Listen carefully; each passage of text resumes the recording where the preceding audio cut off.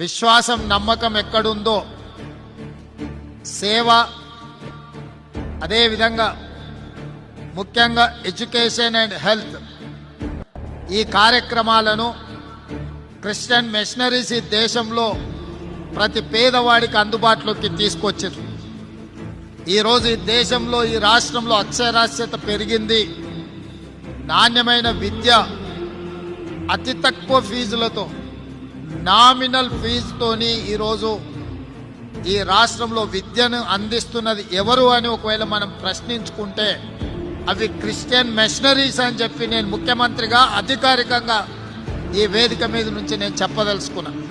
అదేవిధంగా వైద్యంలో కూడా ఈరోజు కార్పొరేట్ హాస్పిటల్స్ ప్రజల్ని దోసుకుంటున్నారని హాస్పిటల్కి వెళ్ళి వైద్యం చేయించుకున్న తర్వాత